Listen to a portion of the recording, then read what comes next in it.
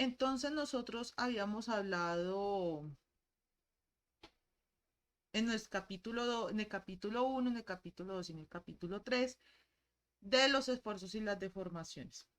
En el capítulo 1, bueno, hicimos como una introducción, cómo íbamos a establecer las condiciones para trabajar con ese tipo de material que es el sólido, que es una particularización de los medios continuos, es algo específico.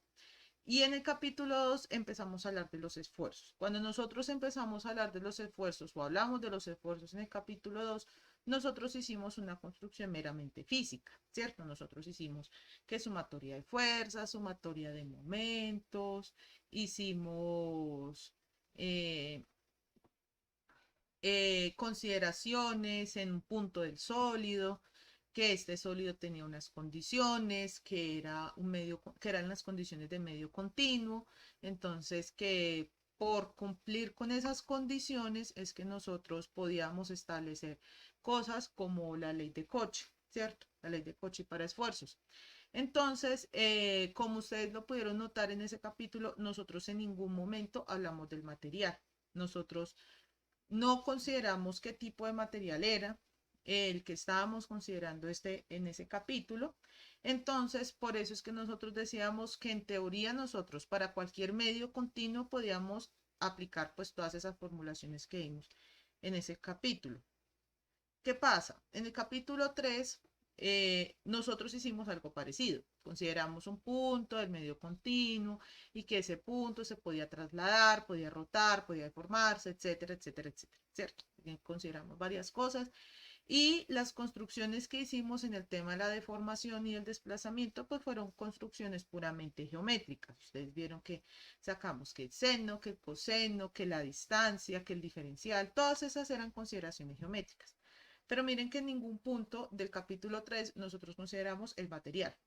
Nosotros nunca dijimos, ese es concreto, ese es acero, ese es caucho, nunca. En ningún momento consideramos eso. Entonces, lo que podríamos decir es que la teoría que aplicamos hasta el capítulo 3, es decir, la teoría de esfuerzos y deformaciones que vimos y desplazamientos, pues se podían aplicar, digámoslo así, a cualquier material, desde que cumpliera las condiciones de medio continuo. Ahora, ¿qué pasa? Realmente nosotros en mecánica de sólidos no, sí trabajamos con esas condiciones, pero nosotros tenemos en cuenta el material.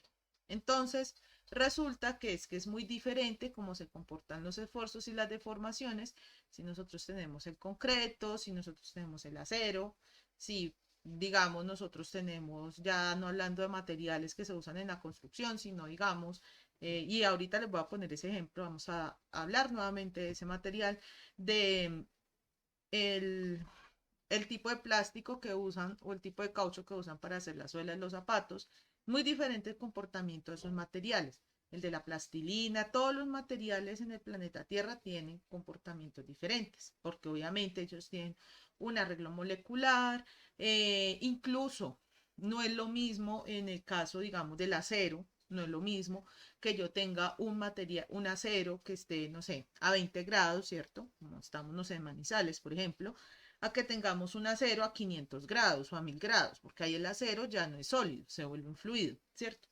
Entonces es muy diferente también las condiciones de temperatura, por ejemplo, y que por eso es que en estructuras es tan importante el tema de la temperatura, sobre todo cuando ya nos estamos acercando al tema pírico, es decir, al tema del fuego. Entonces, que de hecho eso es incluso una rama de estudio aparte pues de las estructuras. Entonces, todo depende de muchas cosas en cuanto cuando nosotros tenemos en cuenta el material. Entonces, ¿qué vamos a hacer en este capítulo 4? Vamos a construir el puente que puede existir entre el esfuerzo y la deformación dependiendo del material. Aquí ya vamos a tener en cuenta el material, ya vamos a aproximarnos un poquito a lo que es la teoría de materiales, que en el fondo eso es sólidos. Sólidos es más una teoría de materiales que una teoría de análisis de estructuras o bueno, cosas así, ¿no? Realmente sólidos es más como algo de materiales. Y esto es lo que nosotros realmente usamos para caracterizar muchos de los materiales y que nos justifica muchas cosas que tenemos en cuenta cuando nosotros estamos diseñando. diseñando estructuras. Entonces, el capítulo 4 pues trata de eso. Entonces les quería como resumir un poquito, como darles una introducción. Entonces, nosotros vamos a ver primero el capítulo. Si bien en el libro está en el capítulo 4.1 y 4.2, yo voy a cambiar un poquito el orden. Vamos a ver primero el 4.2 y después el 4.1. ¿Por qué? Porque es más fácil entender el 4.1 si se ha visto el 4.2. Entonces, eso es lo que vamos a hacer pues en esta primera parte, ¿cierto? Entonces, lo que yo les había comentado, pues al principio pues de esta clase, era que nosotros estábamos considerando en el capítulo 2 esfuerzos, en el capítulo 3 de formaciones, pues que nosotros estamos hablando de deducciones puramente geométricas y que son físicas, ¿cierto? Deducciones también que son físicas. Y el hecho de que nosotros estemos trabajando con deducciones puramente geométricas y físicas, que me faltó pues eso de consideraciones físicas, pues esto hace que nosotros no tengamos, no tanto físicas, sino más bien hablemos de consideraciones mecánicas, mecánicas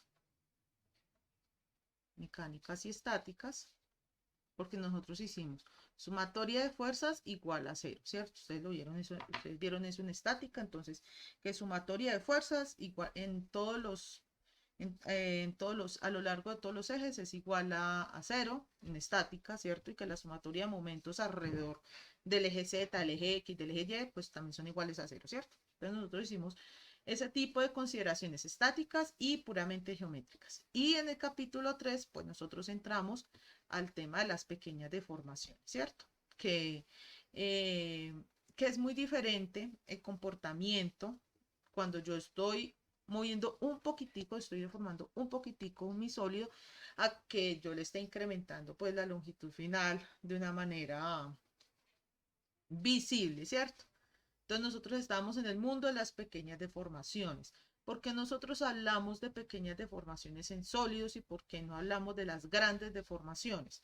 Ustedes en tensorial, que tensorial es como la primera materia que uno ve cuando uno está viendo ya teoría de materiales, de pronto alguno de ustedes sea por materiales, entonces lo primero que uno ve es que realmente uno ahí no distingue entre grandes deformaciones y pequeñas deformaciones. Yo creo que a ustedes nunca les hablaron de las grandes deformaciones y de las pequeñas deformaciones. Nosotros en sólidos hablamos de pequeñas deformaciones. En análisis no lineal de estructuras nosotros ya hablamos de grandes deformaciones. ¿Por qué hablamos de pequeñas deformaciones en estructuras más que todo? Porque nosotros diseñamos pues para que nuestras estructuras pues no se deformen mucho, ¿cierto? Nosotros pues no pretendemos pues que el edificio que nosotros tenemos por acá, no sé, ustedes van a creer que esto es un edificio, ¿cierto?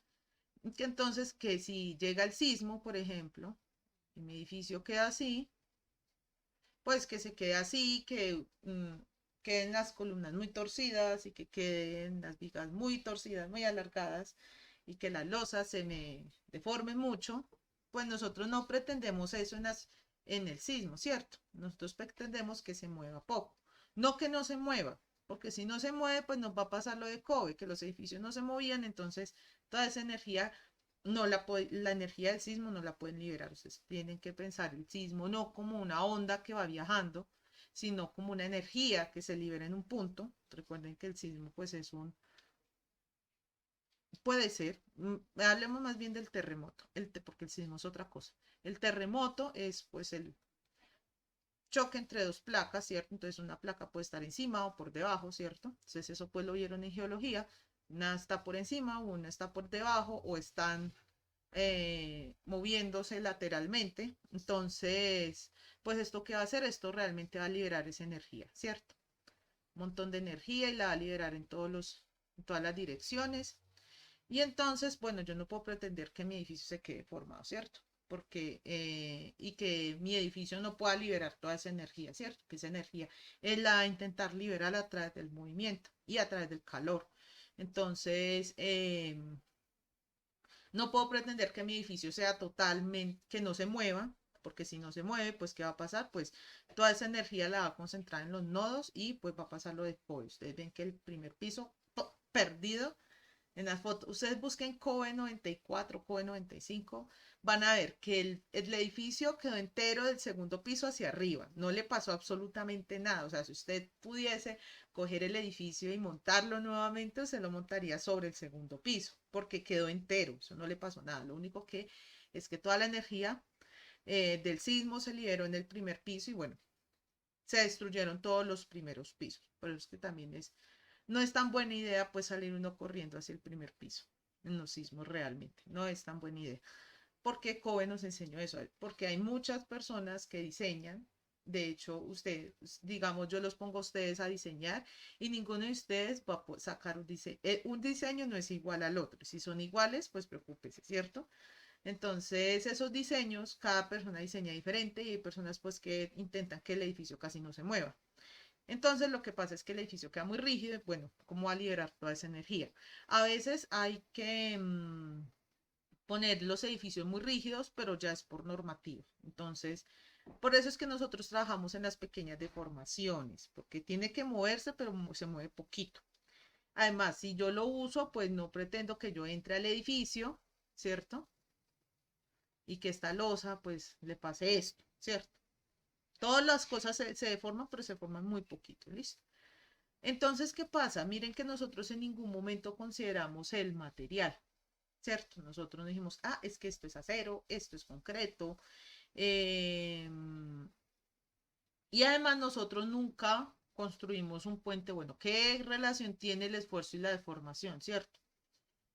Nunca lo construimos, porque miren que si vienen deformaciones, nosotros hablamos de que eso se generaba por cargas, realmente nosotros nunca metimos al esfuerzo ahí, que sería como la reacción a esas cargas, ¿cierto? Entonces, nosotros tenemos que construir ese puente entre estos dos elementos. De hecho, ese es el diseño estructural, construir el puente entre la deformación y el esfuerzo. ¿Cómo construimos este puente? A través de un modelo. Ese modelo se llama esos modelos se llaman los modelos constitutivos. Esos modelos constitutivos tienen en cuenta pues muchos elementos, entre esos el material, y estos modelos constitutivos pues lo que hacen es ayudarnos a construir esa relación de esfuerzos y deformaciones. Entonces ya voy a tener en cuenta que si aplico una carga en mi edificio, pues voy a tener una deformación, ¿cierto? Y voy a tener un esfuerzo, ¿cierto? Eh, Ahora, ¿de qué depende ese modelo? ¿O de qué depende más bien la deformación que se produce? Realmente depende de muchas variables, pero aquí vamos a considerar tres variables. De hecho, incluso depende hasta de la temperatura del elemento. Vamos a considerar tres elementos. Primero, el material que constituye el sólido. Por eso es que aquí vamos a hablar, este capítulo es más bien charladito, porque, o sea, yo casi no voy a llegar pues a hacer fórmulas, este capítulo es más bien teórico, porque es muy diferente que ustedes trabajen el sólido, por ejemplo, que ustedes trabajen la plastilina, a que ustedes trabajen el concreto. Son materiales muy diferentes. Entonces, el comportamiento de las deformaciones, si ustedes le van a aplicar la misma fuerza que usan para deformar la plastilina, para deformar no sé, un pedazo de concreto, pues difícilmente lo van a lograr, ¿cierto? Tendrían que ser pues el concreto pues muy malo pues para que se deforme y generalmente el concreto no se va a deformar como la plastilina, el concreto lo que va a hacer es fisurarse y quebrarse, ¿cierto? Ese es el material. Segundo, la velocidad de aplicación de las fuerzas. Esto es muy importante, que por esto es que es muy diferente el comportamiento, digamos, de un edificio cuando ustedes lo están usando al comportamiento de un edificio en un sismo, ¿cierto? O sea, no quiere decir que usted diseñó muy bien para cargas de uso, ¿cierto? Digamos que ustedes lo usan y usted dice, no, pero el edificio funcionaba bien, ¿cierto? Que la gente podía estudiar, podía ir ahí y funcionaba bien. Pero cuando llega el sismo, que el sismo es una fuerza, es un evento que es en segundos, ¿cierto? ¿Cuánto puede durar un sismo? Ustedes que de pronto han visto noticieros o cosas, ustedes cuánto han visto que dura un sismo.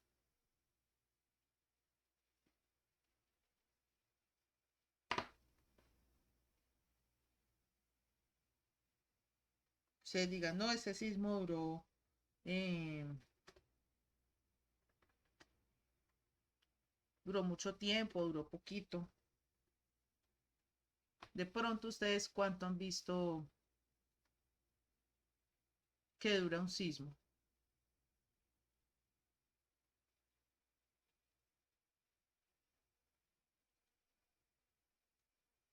Sí, es que eso es segundo, ¿cierto? O sea, donde un sismo dure más de un minuto, pero váyase preocupando porque les voy a mostrar un sismo que duró casi como 3 minutos. Uno está acostumbrado, por ejemplo, vea, fue el último sismo que pasó en estos días?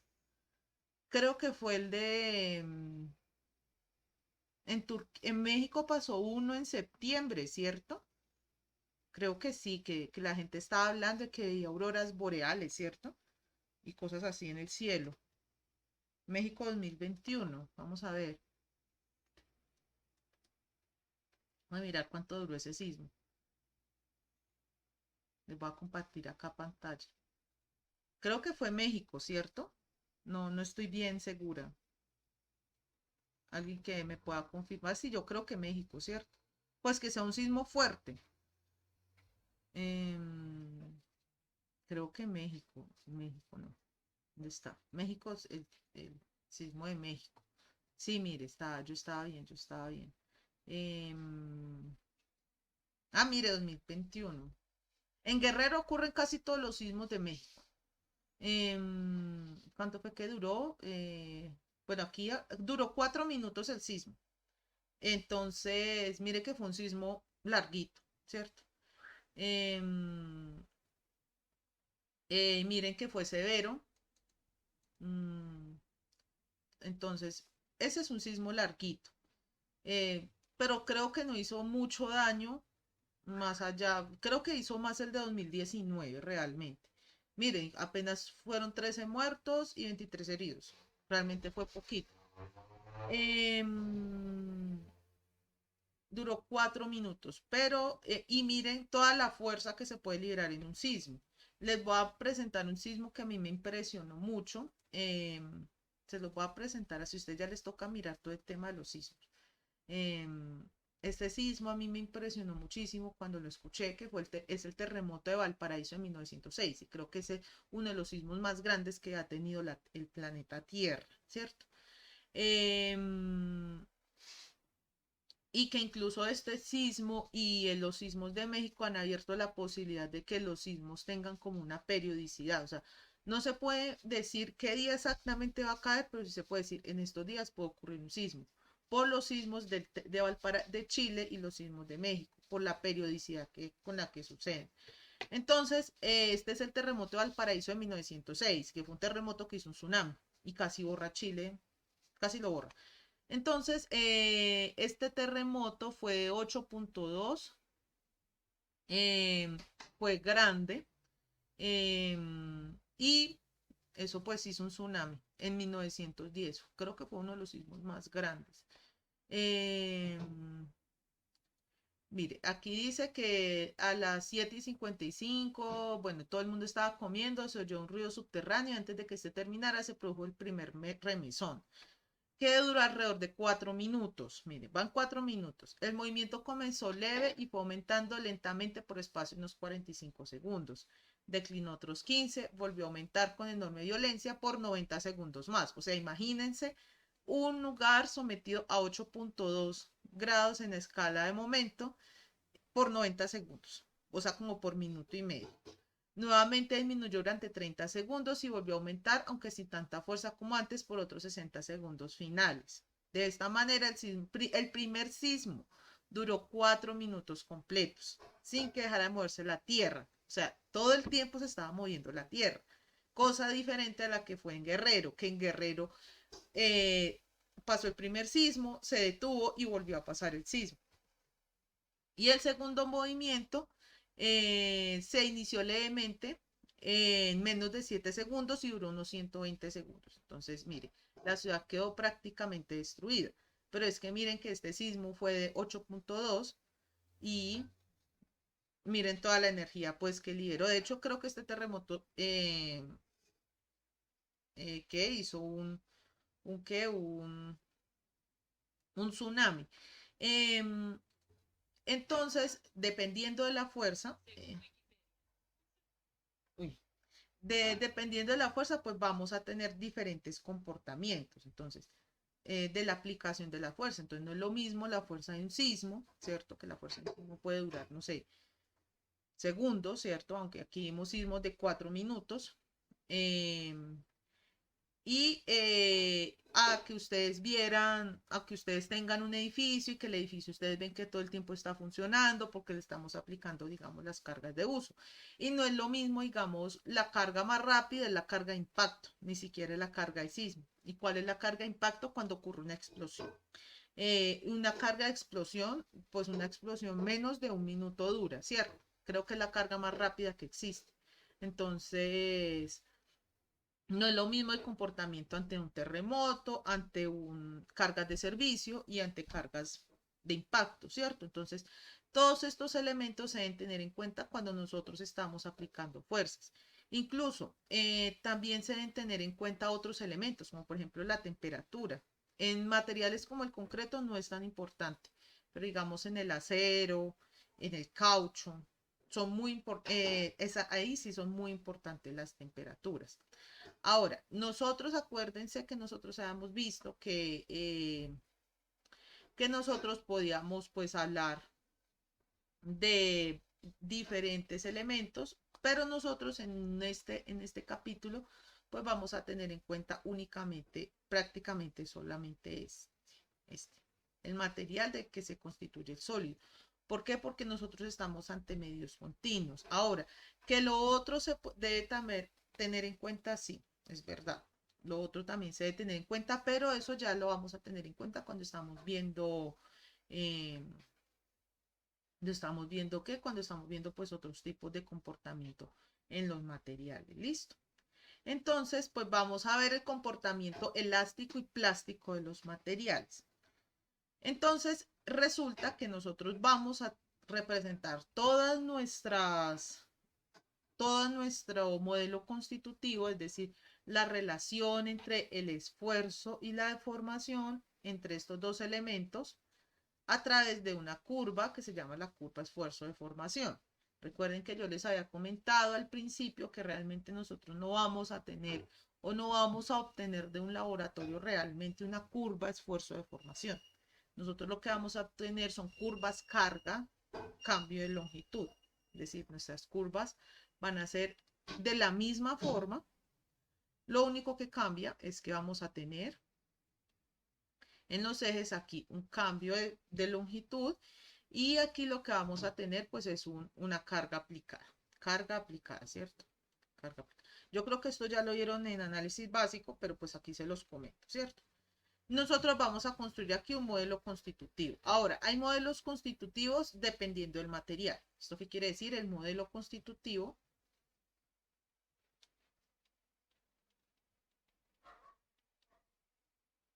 depende del material.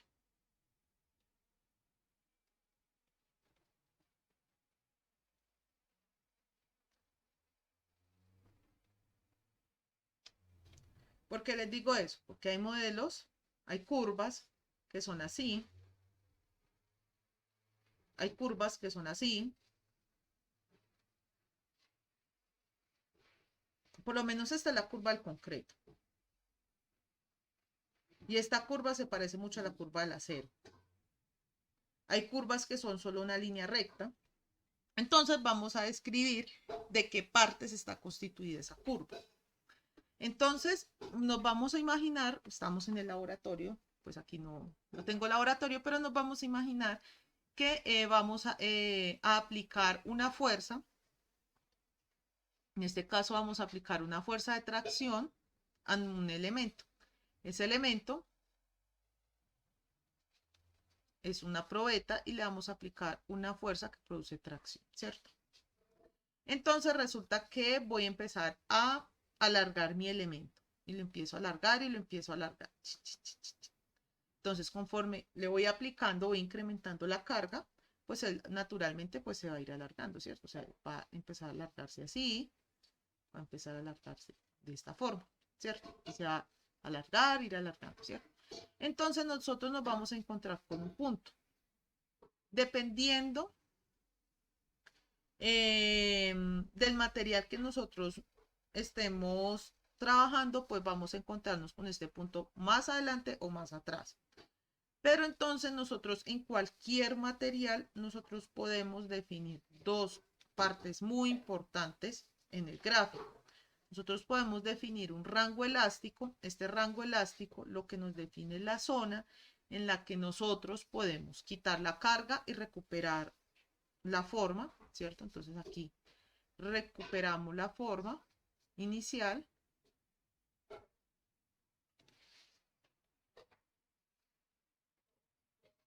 Y en este rango plástico lo que pasa es que ya no recuperamos la forma inicial.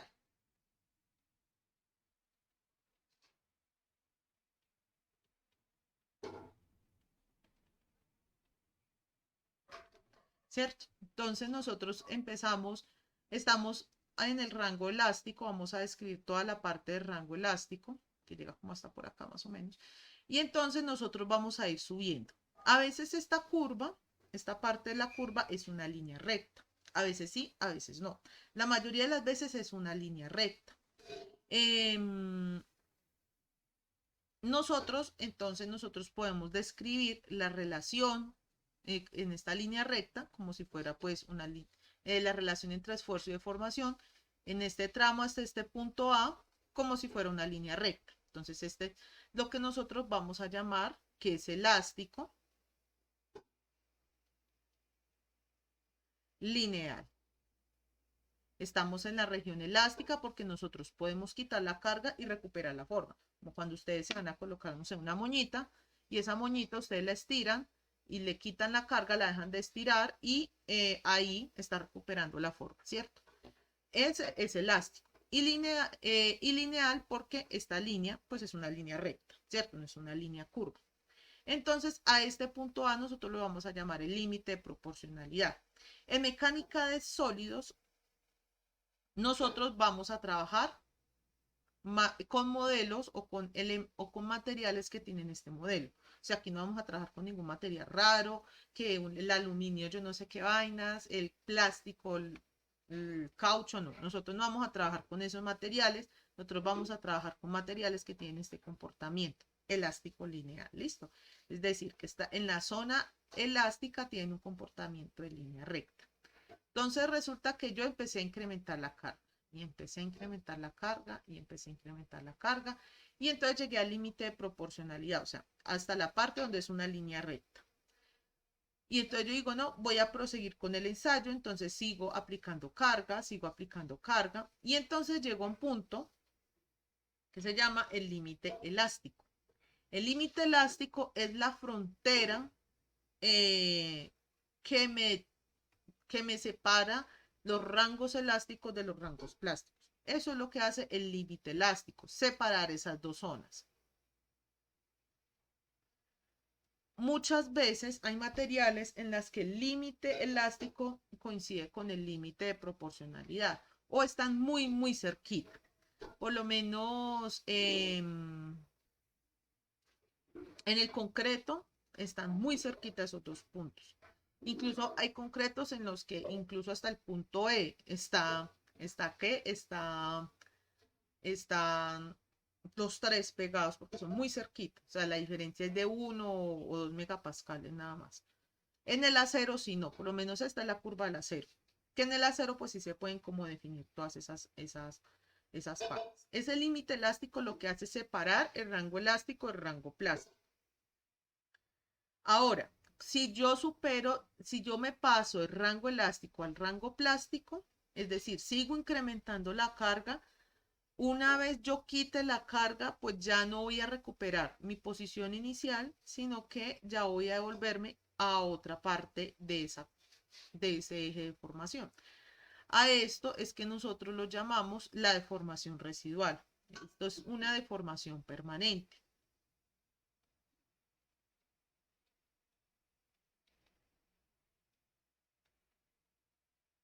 ¿Esto cuando ocurre? Cuando ustedes tienen la moñita y la estiran tanto que ella ya se empieza como a arrugar, como, yo la veo como más grande que antes. Eso es la deformación permanente. Ella ya no va a volver a su posición inicial, sino que ya va a quedar un poquito pues más grandecita, ¿cierto?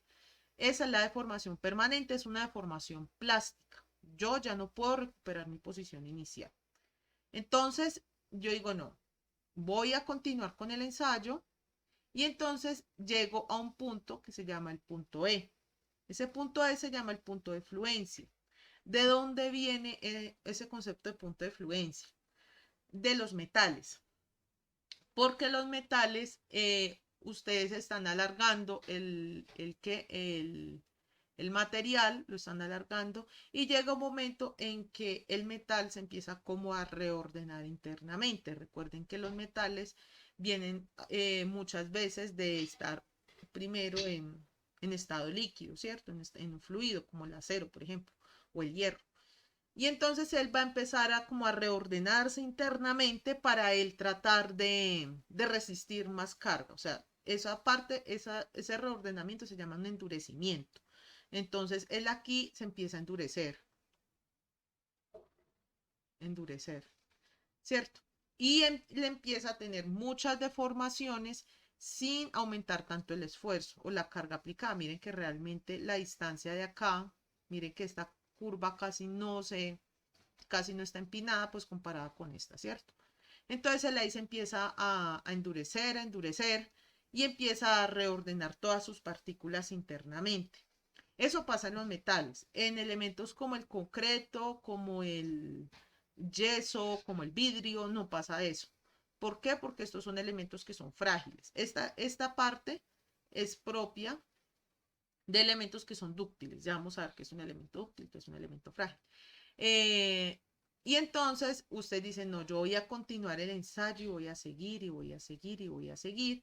Y entonces voy a llegar a un punto que se llama el esfuerzo último. Ese esfuerzo último, esfuerzo máximo, eh, pues es el máximo esfuerzo pues que él desarrolla, ¿cierto?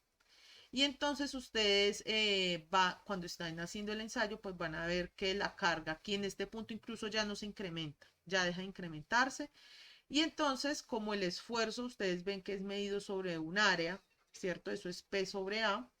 Entonces, en esta parte, lo que ocurrió es que, por lo menos en los metales, pues como se empezó a endurecer, él va a empezar a desarrollar lo que se llama el cuello de botella. Es decir, esta área efectiva se va a dar más pequeña. Entonces yo puedo mirar el esfuerzo ya cuando se rompe, cuando yo sigo haciendo el ensayo y finalmente se rompe, pues yo puedo mirar ese esfuerzo en dos perspectivas. Eh, si yo tengo como referencia el área inicial de mi cilindro, de mi probeta, lo que sea, o si yo tengo el área como referencia, pues el área final que obtuvo. Si tengo como referencia el área final, pues me va a quedar así levantadita la curva, que es por lo menos esta curva, y si tengo de referencia el área inicial, pues me va a quedar así levantadita esta curva. A este último punto, que es donde ya termina la curva, pues se llama esfuerzo de rotura o punto de rotura. Nosotros le llamamos también esfuerzo de rotura. Eh, ¿Por qué no continúa aquí? Pues bueno, ya falló. Ya no puedo continuar el ensayo, ¿cierto? Entonces, por eso es que la curva se interrumpía en este punto. Hay materiales que esta sección no, no es grande, de hecho, hay elementos que casi no se deforman antes de llegar a la falla, y entonces así es que nosotros vamos a caracterizar pues los siguientes elementos. Entonces, dependiendo de cómo es esta curva, pues vamos a tener clasificación de dos materiales. Bueno, ¿alguien tiene alguna duda sobre el gráfico?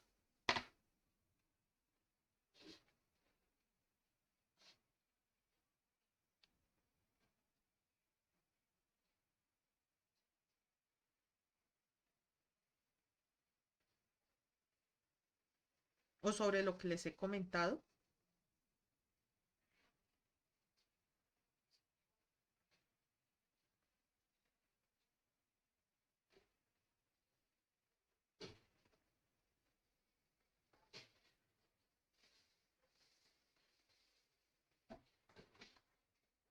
¿No? Bueno, pueden escribir por el chat. Recuerden que pueden escribir por el chat. ¿Listo? Entonces, dependiendo de cómo es esa curva, pues nosotros podemos clasificar los materiales básicamente en dos grupos. El primer grupo son los materiales dúctiles y el segundo grupo son los materiales frágiles.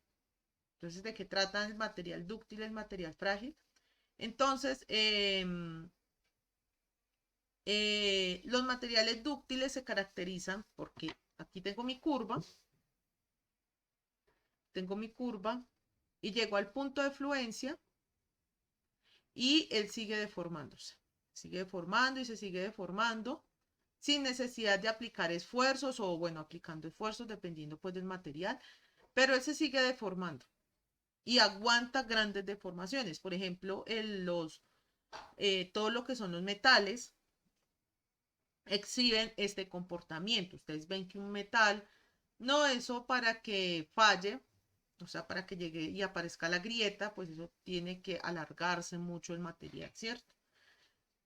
Esta zona, bueno, aquí va a llegar pues el punto de rotura. Cuando ellos tienen esta zona que es muy grande, eso se llaman materiales dúctiles, es decir, después del punto de fluencia se puede formar plásticamente, tiene grandes deformaciones plásticas. Y en cambio el material frágil, él va a llegar, esta es la curva de esfuerzo de formación, esta es la curva de esfuerzo de formación, y entonces él va a llegar y cuando llega a ese punto de fluencia, falla, de una vez falla. Esta es la curva, por lo menos, de todos los materiales frágiles. Los materiales frágiles no avisan cuando van a fallar. En cambio, los materiales dúctiles, ellos sí empiezan a avisar. Dúctiles. Dúctiles como el acero. Yo no sé si ustedes han visto cómo fallan las estructuras de acero o cómo fallan las estructuras de concreto. Las estructuras de concreto y cualquier material frágil se caracteriza por tener falla súbita. ¿Esto qué quiere decir? Eso no le va a avisar cuando falle. ¿Qué pasa? ¿Qué pasa en una falla súbita? Ustedes están en el sismo y es cuando empiezan a ver que los pedazos de concreto empiezan a salir volando. Empiezan a salir volando, no le va a avisar, eso no se va a deformar, no se va a retorcer antes de que llegue la falla. Eso se llama una falla súbita. ¿Cuál es el mejor ejemplo de falla súbita? El vidrio. El vidrio ustedes medio lo tocan y ya se está rompiendo, ¿cierto? Ustedes no se pueden recostar en un vidrio, no lo pueden deformar, no le pueden hacer pues todo lo que uno le haría a otros materiales porque ellos de una vez llegan a la falla. Es decir, ellos no alcanzan a deformarse antes de. En cambio, el acero, ustedes lo pueden retorcer y lo pueden cambiar de forma eh, y no, siguen sin llegar a la falla. Por lo menos una varilla, ustedes la pueden retorcer y la pueden retorcer antes de que esa varilla se parta. Un pedazo de concreto, ustedes no pueden hacer eso, porque él no les va a avisar cuando falle. Entonces, estas son las curvas típicas del acero y del concreto. Uno se aprende estas curvas. Este es deformación en inglés y este es esfuerzo en inglés. Entonces, aquí tenemos la curva del concreto. De hecho, la curva del concreto a veces es mucho más cortica. Entre más rígido el concreto, más cortica es esa curva, porque casi no admite deformaciones plásticas. Entonces, por eso es que como nosotros hacemos nuestros edificios en concreto, entonces por eso es que nosotros necesitamos pequeñas deformaciones, porque nuestro concreto no va a admitir grandes deformaciones. Esa es la razón por la cual nosotros estudiamos la teoría de pequeñas deformaciones, por el material con que nosotros construimos, que es el concreto. El concreto se comporta muy bien elásticamente, que es el uso común que se le da, pero cuando ya llega el sismo, él va a intentar generar deformaciones plásticas y eso no lo soporta muy bien el concreto. Entonces, por eso es que nosotros nos pasamos un poquitico nada más de esas deformaciones, pero no vamos, digamos, al acero, que el acero incluso se puede formar muchísimo antes de llegar a la falla. Miren que aquí la parte del concreto en deformaciones pues se falla antes que la parte del acero. Por eso es que las teorías de diseño en acero son diferentes a las teorías de diseño en concreto. Eh, y entonces ahorita les voy a mostrar dos videitos. Pues como no podemos ir al laboratorio, les voy a mostrar dos videitos del ensayo de dos materiales diferentes. Entonces ya les voy a mostrar los videos para que pues terminemos esta sección 4.1 y 4.2. ¿Listo?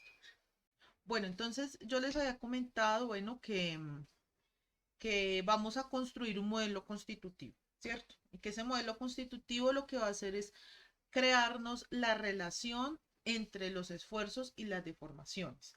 Dependiendo del material, el modelo constitutivo va a ser diferente, ¿cierto? Entonces, ¿qué les había comentado? Como nosotros nos vamos a mover en el campo de las pequeñas deformaciones, entonces ese modelo constitutivo va a ser parecido para todos. Lo que va a cambiar, digamos, la magnitud, ¿cierto?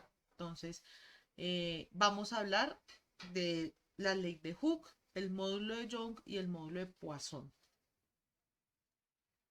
Este es Poisson porque este es francés. ¿Listo? Entonces, para que lo tengan presente. Entonces, ¿qué es la ley de Hooke? Acuérdense cuando yo les había comentado que en la gráfica de esfuerzo de formación, pues vamos a tener una zona que va a estar diferenciada por un límite que se llama límite de proporcionalidad. Este límite de proporcionalidad lo que nos indica es la zona en donde eso va a tener un comportamiento en línea recta.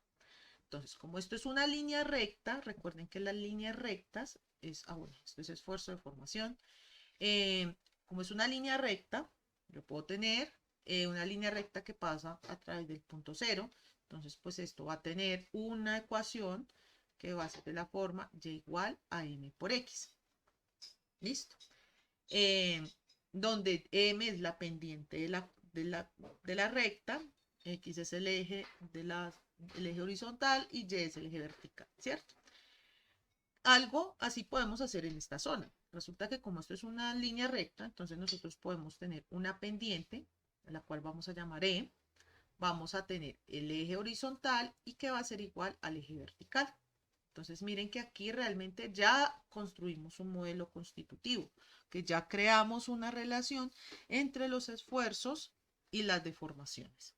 Entonces, lo que hacen esto es hablarnos de los esfuerzos normales. Miren que aquí nunca he puesto tau, en ningún momento he puesto tau, solamente sigma. Estos son esfuerzos longitudinales.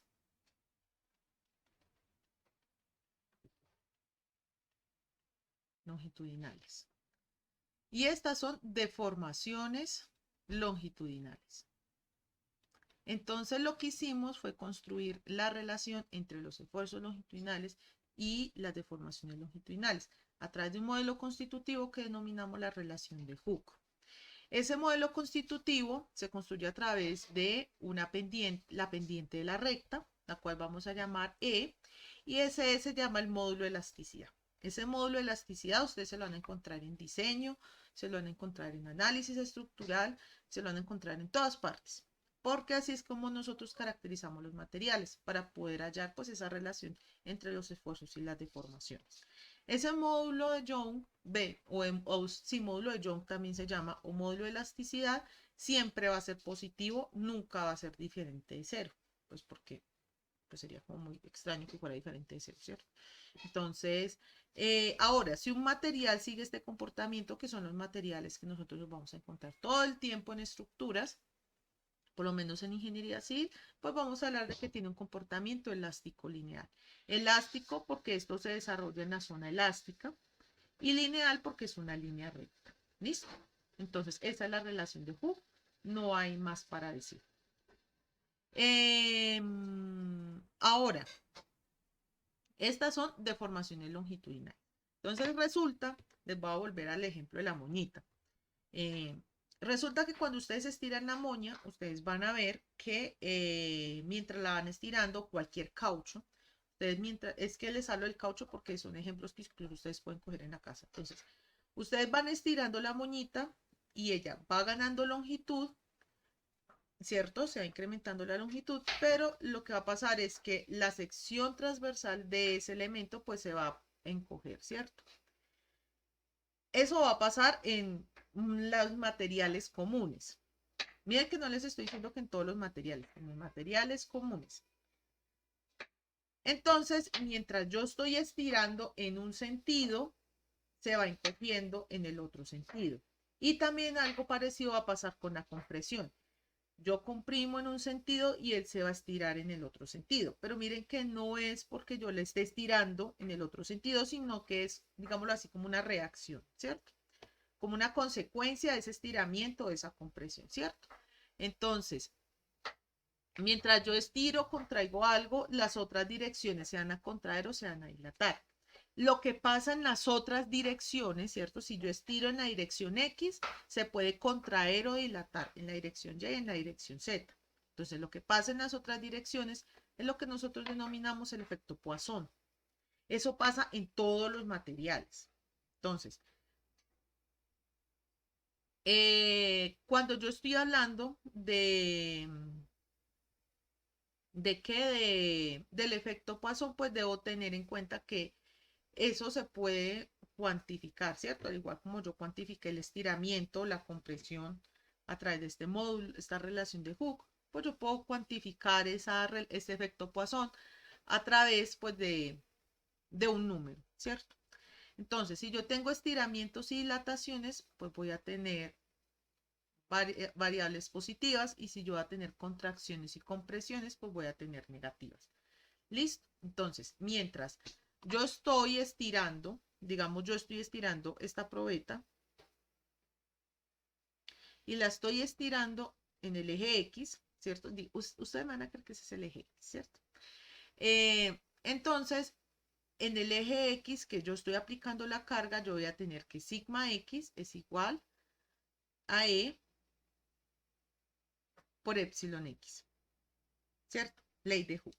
Pero ¿qué pasa con la deformación que está al otro lado? Resulta que esa deformación se va a producir como un efecto secundario, ¿cierto? Entonces lo que voy a tener es el factor del módulo de Poisson. Mientras estiro en un sentido, estoy contrayendo en el otro sentido. Contracción relacionada con la deformación en X. Y en el otro sentido, pues voy a tener algo parecido. ¿Qué pasa en el eje Z? Estamos ya hablando de sólidos en 3D, ¿cierto? Entonces, lo que pasa en un sentido, pues va a afectar a lo que pasa en los otros dos sentidos. Mire que eso no lo hayamos hablado tanto en el capítulo 3. Aquí ya lo estamos hablando. Pero cómo construimos esa relación dependiendo del material. Este módulo de Poisson depende del material con que vayamos a trabajar. Entonces, si nosotros tenemos este epsilon X, pues vamos a ¿qué? Vamos a reemplazar este epsilon X acá y este epsilon X acá. ¿Listo? Entonces, ¿qué hacemos? Es reemplazar, y al reemplazar y despejar epsilon Y y epsilon Z, pues miren que voy a tener al módulo de Poisson. El módulo de Poisson depende básicamente del material,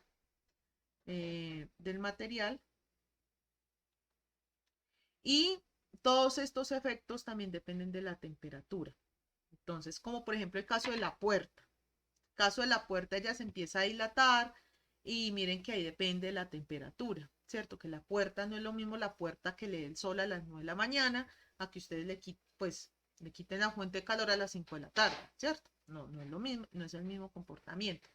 Entonces, aquí entran en consideración otras dos condiciones que vamos a tener en cuenta en la mecánica de sólidos, que son procesos adiabáticos. Entonces, no vamos a tener intercambio de calor con el entorno, e isotérmicos, es decir, vamos a estar a una temperatura constante en todo el ensayo, ¿cierto? Esos son las condiciones que vamos a tener hasta que hagamos cambio de temperatura. Entonces, miren las condiciones que tenemos ya para todos los sólidos. Tenemos medio continuo, las condiciones de los sólidos. Medio continuo, entonces, ¿qué es? Uniforme, ¿qué es continuo, ¿qué es homogéneo? ¿Cierto? Medio continuo. Segunda condición, pequeñas deformaciones,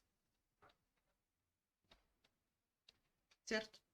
Y tercera condición, bueno, tercera y cuarta condición, procesos adiabáticos e isotérmicos. Y más adelante le vamos a agregar otra condición, que son procesos isobáricos, o sea, que tienen la misma presión del entorno, pero pues eso no lo vamos a considerar ahorita. Procesos adiabáticos e isotérmicos. Entonces miren que a medida que vamos avanzando en el estudio se van imponiendo más condiciones, ¿cierto? Eh, eh, Y entonces, si nosotros estamos estirando el sólido en un sentido, pues en el otro sentido lo que va a pasar es que se van a contraer. Si nosotros lo estiramos, solamente esto es estiramiento o contracción en el sentido X. Si nosotros solamente estiramos en el sentido Y, pues vamos a tener ley de Hooke en el sentido y ley de Poisson en los otros sentidos. Si estiramos o contraemos en el eje Z, se va a estirar va a obedecer ley de Hooke en el sentido X, perdón, en el sentido Z, y ley de Poisson en los otros sentidos. Entonces, ¿qué pasa cuando nosotros lo estamos estirando en los tres sentidos? Yo tengo que sumar todo eso. ¿Listo? Entonces, aquí aplicamos un principio que se llama el principio de superposición, ¿cierto? O sea que el hecho de que yo aplique todos estos esfuerzos es lo mismo que si yo aplicara el del eje X más el del eje Y más el del eje Z, ¿cierto? Esto es lo que nos está indicando el principio de superposición. ¿Quién nos permite el principio de superposición? Que estemos trabajando con un medio continuo, con pequeñas deformaciones, bueno, con todo eso, ¿cierto? Y entonces, ¿yo qué hago? Simplemente, para sumar los efectos en el eje X, en el eje y en el eje Z, pues lo que hago es sumar todo esto, ¿cierto? Entonces, en el eje X, ¿qué voy a sumar? Voy a sumar epsilon X provocado por sigma X, más epsilon X provocado por sigma Y, más epsilon X provocado por sigma Z. Y esto es igual a sigma X, epsilon, menos nu de sigma Y por epsilon, menos nu de sigma Z por epsilon. ¿Listo? Esto es igual a 1 sobre E de sigma X menos nu sigma Y menos nu sigma Z. Y esto es igual a 1 sobre epsilon de sigma X menos nu que multiplica sigma Y más sigma Z. Y así es que obtuve la primera fórmula. Sumé todos los efectos de epsilon X para el eje X, ¿cierto? Para el eje Y, pues me va a tocar sumar epsilon Y. Y para el eje Z, va a tocar sumar epsilon Z. ¿Listo? Y así obtenemos cuál es el efecto de cada una de las deformaciones a través de todos los, teniendo en cuenta pues los esfuerzos. Y esto es un modelo constitutivo.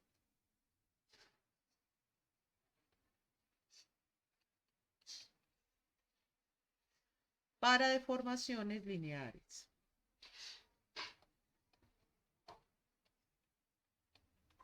Listo. Entonces, eso es lo que vamos a tener en cuenta para las deformaciones lineales en este capítulo.